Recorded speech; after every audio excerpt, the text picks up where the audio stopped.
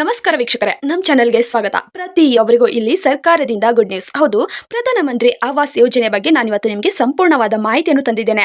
ಈ ಒಂದು ಪ್ರಧಾನಮಂತ್ರಿ ಆವಾಸ್ ಯೋಜನೆ ಅಂದ್ರೇನು ಮತ್ತು ಹೇಗೆ ಅರ್ಜಿಯನ್ನು ಸಲ್ಲಿಸಬೇಕು ಎನ್ನುವ ಮಾಹಿತಿ ಇದರಲ್ಲಿದೆ. ನೋಡಿ ಸ್ನೇಹಿತರೆ, ಇಲ್ಲಿ ಪ್ರತಿಯೊಬ್ಬರಿಗೂ ಮನೆ ಮಾಡಬೇಕೆನ್ನುವ ಅವಕಾಶ ಇಲ್ಲಿ ಸರ್ಕಾರ ತಂದುಕೊಟ್ಟಿದೆ. ಅದೆಷ್ಟೋ ಜನರ ಕನಸಾಗಿರುತ್ತದೆ ನಮ್ಮದು ಸ್ವಂತ ಮನೆ ಇರಬೇಕು ಅಂತ.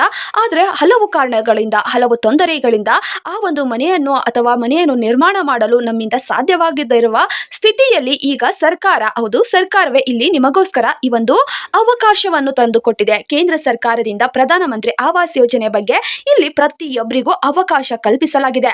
ಯಾರೆಲ್ಲ ಅರ್ಜಿ ಹಾಕಬಹುದು ಮತ್ತು ಅರ್ಜಿ ಹಾಕುವುದಕ್ಕೆ ಏನೆಲ್ಲ ಡಾಕ್ಯುಮೆಂಟ್ಸ್ ಬೇಕು ಮತ್ತು ಅರ್ಜಿ ಹಾಕಲು ಎಲ್ಲಿ ಹೋಗಿ ಅರ್ಜಿ ಸಲ್ಲಿಸಬೇಕು ಎನ್ನುವ ಮಾಹಿತಿಯನ್ನು ನಾನಿವತ್ತು ನಿಮಗೆ ತಿಳಿಸ್ತಾ ಇದ್ದೇನೆ. ಯಾರೆಲ್ಲ ಈ ಒಂದು ವಿಡಿಯೋನ ನೋಡ್ತಾ ಇದ್ದೀರೋ ಪ್ರತಿಯೊಬ್ಬರು ಕೂಡ ಕೊನೆಯವರೆಗೂ ನೋಡಿದ್ರೆ ಈ ಒಂದು ಮಾಹಿತಿ ನಿಮಗೆ ಅರ್ಥವಾಗುವಂತದ್ದು. ನೋಡಿ ವೀಕ್ಷಕರೇ, ಈ ಒಂದು ಯೋಜನೆ ಅಡಿಯಲ್ಲಿ 47,848 ಮನೆಗಳು ಮಂಜೂರು ಮಾಡಲಾಗಿದೆ ಅಂತ ಕೂಡ ಇಲ್ಲಿ ಸ್ವಯಂ ಸಿದ್ದರಾಮಯ್ಯ ಅವರೇ ಸ್ವತಃ ಹೇಳಲಾಗಿದೆ. ಈ ಒಂದು ಘೋಷಣೆಯನ್ನು ಸಿದ್ದರಾಮಯ್ಯ ಅವರೇ, ಕರ್ನಾಟಕದ ಮುಖ್ಯಮಂತ್ರಿಯಾದ ಸಿದ್ದರಾಮಯ್ಯ ಅವರೇ ಈ ಒಂದು ಮಾಹಿತಿಯನ್ನು ಘೋಷಿಸಿದ್ದಾರೆ. 47,848 ಮನೆಗಳನ್ನು ಮಂಜೂರು ಮಾಡಲಾಗಿದೆ ಅಂತ ಕೂಡ ಹೇಳಿದ್ದಾರೆ. ಈ ಮನೆಗಳು ಹೇಗೆ ನಿರ್ಮಾಣವಾಗ್ತಾ ಇದ್ದಾವೆ, ಯಾವ ಹಂತದಲ್ಲಿ ನಿಮಗೆ ಲಾಭ ದೊರೆಯುತ್ತಿದೆ ಅಂತ ಕೂಡ ನಾನು ಇವತ್ತು ನಿಮಗೆ ತಿಳಿಸ್ತಾ ಇದ್ದೇನೆ. ಇಲ್ಲಿ ಪ್ರಧಾನಮಂತ್ರಿ ಆವಾಸ್ ಯೋಜನೆಯು 2015ರಲ್ಲೇ ಪ್ರಾರಂಭಗೊಂಡಿದೆ. ಕೇಂದ್ರ ಸರ್ಕಾರ ಈ ಒಂದು ಯೋಜನೆಯನ್ನು ಜಾರಿಗೆ ತಂದಿದೆ. ಪ್ರತಿಯೊಬ್ಬರಿಗೂ ಮನೆ ಇರಬೇಕು ಎನ್ನುವ ಉದ್ದೇಶದಿಂದ ಈ ಒಂದು ಯೋಜನೆಯನ್ನು ಹೊರಡಿಸಲಾಗಿದೆ.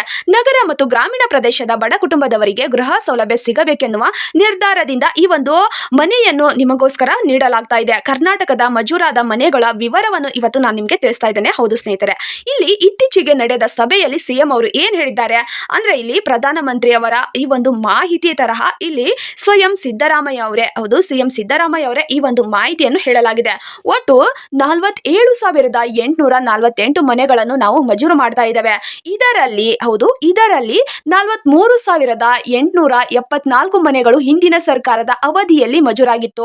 ಈಗ 13,303 ಮನೆಗಳು ಬಹುತೇಕ ಪೂರ್ಣಗೊಂಡಿದೆ ಅಂತ ಕೂಡ ತಿಳಿಸಲಾಗಿದೆ. ಇಲ್ಲಿ ಇನ್ನು 25,815 ಮನೆಗಳು ಇನ್ನು ನಿರ್ಮಾಣವಾಗುವ ಹಂತದಲ್ಲಿದೆ ಅಂತ ಕೂಡ ಇಲ್ಲಿ ಸಿದ್ದರಾಮಯ್ಯ ಅವರೇ ಸ್ಪಷ್ಟವಾಗಿ ತಿಳಿಸಿದ್ದಾರೆ. ಅಂದ್ರೆ ಇಲ್ಲಿ ಕೆಲಸ ಪ್ರಗತಿಯ ಹಂತವಾಗಿ ನಡೀತಾ ಇದೆ. ಎಲ್ಲ ಫಲಾನುಭವಿಗಳಿಗೂ ಈ ಒಂದು ಸೌಲಭ್ಯ ಸಿಗುವ ಅವಕಾಶವಿದೆ ಅಂತ ಕೂಡ ಸ್ವಯಂ ಸಿದ್ದರಾಮಯ್ಯ ಅವರೇ ಈ ಒಂದು ಮಾಹಿತಿಯನ್ನು ತಿಳಿಸಲಾಗಿದೆ. ಇಲ್ಲಿ ಹಣಕಾಸಿನ ಅನುದಾನ ಯಾವ ರೀತಿ ಸಿಗ್ತಾ ಇದೆ ಅಂದ್ರೆ ನೋಡೋದಾದ್ರೆ, ಹೌದು ವೀಕ್ಷಕರ, ಈ ಒಂದು ವಿಡಿಯೋನ ಮುಂದುವರಿಸುವ ಮೊದಲು ನೀವೇನಾದ್ರೂ ಮೊದಲನೇ ಬಾರಿಗೆ ನಮ್ಮ ಚಾನೆಲ್ಗೆ ಭೇಟಿ ನೀಡಿದ್ರೆ ಹಾಗೂ ಯಾರು ಕೂಡ ಇನ್ನೂ ಸಬ್ಸ್ಕ್ರೈಬ್ ಆಗದಿದ್ದರೆ ಈ ಕೆಳಗಡೆ ಕಾಣುವ ಸಬ್ಸ್ಕ್ರೈಬ್ ಬಟನ್ ಮೇಲೆ ಕ್ಲಿಕ್ ಮಾಡಿಬಿಟ್ಟು ಪ್ರತಿಯೊಬ್ಬರು ಕೂಡ ಸಬ್ಸ್ಕ್ರೈಬ್ ಆಗಿ. ಹಾಗೆ ಯಾರೆಲ್ಲ ಈ ಒಂದು ವಿಡಿಯೋನ ನೋಡ್ತಾ ಇದ್ದೀರೋ ಒಂದೇ ಒಂದು ತಪ್ಪದೆ ಲೈಕ್ ಅನ್ನು ಕೊಟ್ಟು ನಿಮ್ಮ ಫ್ರೆಂಡ್ಸ್ಗೂ ಕೂಡ ಈ ಒಂದು ವಿಡಿಯೋನ ಶೇರ್ ಮಾಡಿ. ಅವರಿಗೂ ಈ ಒಂದು ಸರ್ಕಾರದಿಂದ ನೀಡುವ ಮನೆಗಳು ಸಿಗುವಂತ ಅವಕಾಶವಿದೆ. ಹೌದು, ಇಲ್ಲಿ ಹಣಕಾಸು ಮತ್ತು ಅನುದಾನ ಯಾವ ರೀತಿ ಇರ್ಬೇಕಂದ್ರೆ, ಮನೆಗಳನ್ನು ಕಟ್ಟಲು ಸರ್ಕಾರದಿಂದ ಅನುದಾನ ನೀಡ್ತಾ ಇದೆ. ಫಲಾನುಭವಿಗಳಿಗೆ ಇದುವರೆಗೂ ಫಲಾನುಭವಿಗಳಿಗೆ 134 ಕೋಟಿಯನ್ನು ಸಂಗ್ರಹಿಸಲಾಗಿದೆ. ಹಂತವಾಗಿ ಇಲ್ಲಿ ಮನೆಗಳನ್ನು ನಿರ್ಮಾಣ ಮಾಡ್ತಾ ಇದೆ ಸರ್ಕಾರ.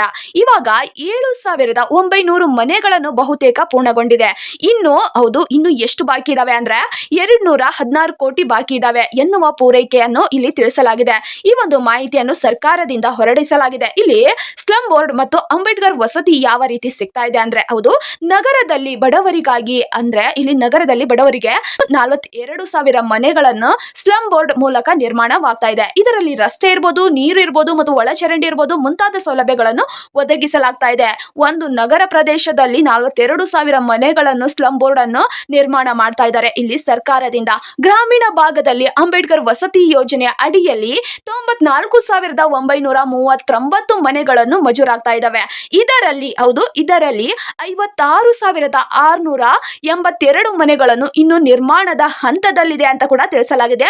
ಅಂಬೇಡ್ಕರ್ ವಸತಿ ಯೋಜನೆಯಲ್ಲಿ ಈ ಒಂದು ಯೋಜನೆಯನ್ನು ಯಾರೆಲ್ಲ ಲಾಭ ಪಡೆಯಬಹುದು ಅಂದ್ರೆ, ಮನೆ ಇಲ್ಲದೆ ಸಂಕಷ್ಟದಲ್ಲಿರುವ ಕುಟುಂಬಗಳಿಗೆ ಶಾಶ್ವತ ಗೃಹ ಸೌಲಭ್ಯ ಸಿಗ್ತಾ ಇದೆ. ಇಲ್ಲಿ ಬಾಡಿಗೆ ಮನೆಯಲ್ಲಿ ವಾಸ ಮಾಡುತ್ತಿರುವ ಸ್ವಂತ ಮನೆ ಇಲ್ಲದ ಕಾರಣಗಳಿಂದ ಈ ಒಂದು ಮನೆಯನ್ನು ನಿರ್ಮಾಣ ಮಾಡ್ತಾ ಇದೆ ಸರ್ಕಾರದಿಂದ. ಆ ಒಬ್ಬರಿಗೆ ಈ ಒಂದು ಯೋಜನೆ ಸಿಗ್ತಾ ಇದೆ ಮತ್ತು ಮನೆ ಕಟ್ಟಲು ಸರ್ಕಾರದಿಂದ ಆರ್ಥಿಕ ಸಹಾಯ ದೊರೀತಾ ಇದೆ. ಬಡ ಹಿಂದುಳಿದ ವರ್ಗ ಮತ್ತು ಅಲ್ಪಸಂಖ್ಯಾತವರು ಅಥವಾ ಮಹಿಳೆಯರು ಅಥವಾ ಅಂಗವಿಕಲರಿಗೆ ಇಲ್ಲಿ ಒಳ್ಳೆ ಅವಕಾಶವನ್ನು ಕಲ್ಪಿಸಲಾಗಿದೆ ಸರ್ಕಾರದಿಂದ.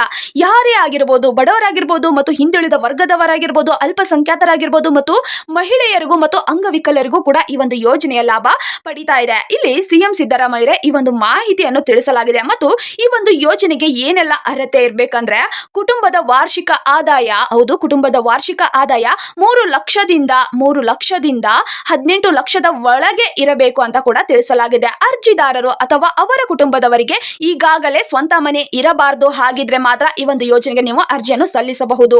ಕುಟುಂಬದ ಯಾರೋ ಆಗಿರ್ಬೋದು, ಈ ಹಿಂದೆ ಕೇಂದ್ರ ಆಗಿರ್ಬೋದು ಅಥವಾ ರಾಜ್ಯ ಸರ್ಕಾರದಿಂದ ಗೃಹ ಯೋಜನೆಯ ಲಾಭ ಅವರು ಪಡೆದುಕೊಳ್ಳಬಹುದು. ಅಂದ್ರೆ ಇಲ್ಲಿ ಕುಟುಂಬದಿಂದ ಯಾರೋ ಒಬ್ರು ಆಗಿರ್ಬೋದು, ಆದ್ರೆ ಇಲ್ಲಿ ಕೇಂದ್ರ ಅಥವಾ ರಾಜ್ಯ ಸರ್ಕಾರದಿಂದ ನಿಮಗೆ ಗೃಹ ಯೋಜನೆಯ ಲಾಭ ಸಿಗುವಂತದ್ದು ಮತ್ತೆ ಮನೆ ಇಲ್ಲದೆ ಕಾರಣದಿಂದ ಸಿಗುವಂತದ್ದು. ಮಹಿಳೆಯರ ಹೆಸರಿನಲ್ಲಿ ಈ ಒಂದು ಯೋಜನೆಗೆ ಅರ್ಜಿ ಹಾಕಿದ್ರೆ ನಿಮ್ಗೆ ಖಂಡಿತವಾಗಿ ಇಲ್ಲಿ ಈ ಒಂದು ಹಣ ಸಿಗ್ತಾ ಇದೆ ಅಂತ ಕೂಡ ಮತ್ತು ಮನೆ ಕಟ್ಟಲು ಈ ಒಂದು ಹಣ ಸಿಗ್ತಾ ಇದೆ. ಹೌದು, ಮನೆಯ ನಿರ್ಮಾಣ ಮಾಡಲು ಈ ಒಂದು ಸರ್ಕಾರದಿಂದ ನಿಮ್ಗೆ ಅವಕಾಶ ಬೇಕಂದ್ರೆ ಮಹಿಳೆಯರ ಹೆಸರಿನಲ್ಲಿ ಅರ್ಜಿ ಹಾಕಬೇಕು ಅಂತ ಕೂಡ ಇಲ್ಲಿ ತಿಳಿಸಲಾಗಿದೆ. ಬೇಕಾಗಿರುವ ಡಾಕ್ಯುಮೆಂಟ್ಸ್ ಏನಿರ್ಬೇಕಂದ್ರೆ ಅರ್ಜಿ ಹಾಕುವವರ ಡಾಕ್ಯುಮೆಂಟ್ಸ್ ಏನಾಗಿದೆ ಅಂದ್ರೆ ಇಲ್ಲಿ ಅವರ ಡಾಕ್ಯುಮೆಂಟ್ಸ್ ಏನ್ ಬೇಕಾಗಿದೆ ಅಂದ್ರೆ ಆಧಾರ್ ಕಾರ್ಡ್, ರೇಷನ್ ಕಾರ್ಡ್ ಮತ್ತು ಆದಾಯ ಪ್ರಮಾಣ ಪತ್ರ, ಬ್ಯಾಂಕ್ ಪಾಸ್ಬುಕ್ ಬೇಕು ಮತ್ತು ಪಾನ್ ಕಾರ್ಡ್ ಕೂಡ ಬೇಕಾಗಿದೆ. ಈಗ ವಾಸವಾದ ಸ್ಥಳದ ದೃಢೀಕರಣ ಬೇಕಾಗಿದೆ.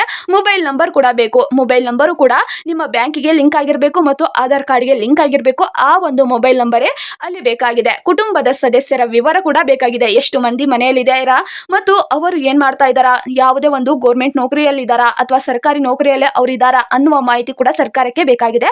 ಅದಕ್ಕೋಸ್ಕರ ಕುಟುಂಬದ ವಿವರ ಕೂಡ ಇಲ್ಲಿ ಬೇಕಾಗಿದೆ ಅರ್ಜಿ ಹಾಕಲು. ನೋಡಿ ವೀಕ್ಷಕರೇ, ಈ ಒಂದು ವಿಡಿಯೋ ತುಂಬಾನೇ ಇಂಪಾರ್ಟೆಂಟ್ ಆಗಿದೆ. ಪ್ರತಿಯೊಬ್ಬರು ಕೂಡ ಕೊನೆವರೆಗೂ ನೋಡಿ. ಇಲ್ಲಿ ಅರ್ಜಿ ಹಾಕುವ ವಿಧಾನ ಎಲ್ಲಿದೆ ಅಂದ್ರೆ ನಾವು ಈ ಒಂದು ವಿಡಿಯೋ ಕೆಳಗಡೆ ಒಂದು ವೆಬ್ಸೈಟ್ ಲಿಂಕ್ ಅನ್ನು ಬೇಕಾದ್ರೂ ಕೊಡ್ತೇವೆ. ಆ ಒಂದು ವೆಬ್ಸೈಟ್ ಲಿಂಕ್ ಮೇಲೆ ನೀವು ಕ್ಲಿಕ್ ಮಾಡಿದ್ರೆ ನಿಮಗೆ ಅರ್ಜಿ ಹಾಕುವ ವಿಧಾನ ಸಿಗುತ್ತದೆ ಮತ್ತು ಅರ್ಜಿ ಎಲ್ಲಿ ಹಾಕಬೇಕು ಅಂತ ಕೂಡ ಗೊತ್ತಾಗುತ್ತದೆ.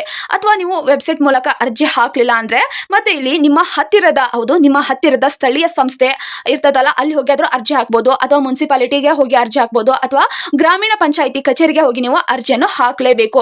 ಅರ್ಜಿ ಹಾಕಿದ್ರೆ ಮಾತ್ರ ನಿಮ್ಗೆ ಈ ಒಂದು ಮಾಹಿತಿ, ಈ ಒಂದು ಅವಕಾಶ ಸರ್ಕಾರದಿಂದ ಕೊಡುವ ಯೋಜನೆ ನಿಮ್ಗೆ ಸಿಗುವಂತದ್ದು.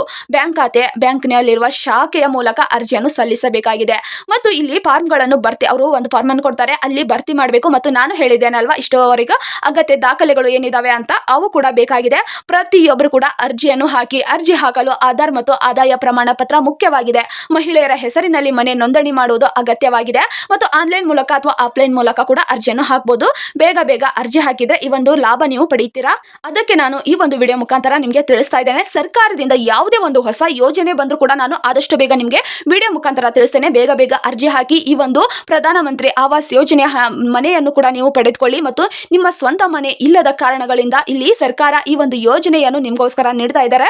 ಪ್ರತಿಯೊಬ್ಬರು ಕೂಡ ಈ ಒಂದು ಯೋಜನೆಗೆ ಅರ್ಜಿ ಹಾಕಿ. ಅಥವಾ ನಿಮ್ಮ ಮನೆ ಇದ್ರೆ ನಿಮಗೆ ಮನೆ ಯಾರ್ದು ಇಲ್ವೋ ಅಥವಾ ನಿಮ್ಮ ಫ್ರೆಂಡ್ಸ್ಗೂ ಗೊತ್ತಿರ್ತಾರಲ್ವಾ ಅವರಿಗೂ ಕೂಡ ಈ ಒಂದು ವಿಡಿಯೋನ ಶೇರ್ ಮಾಡಿ.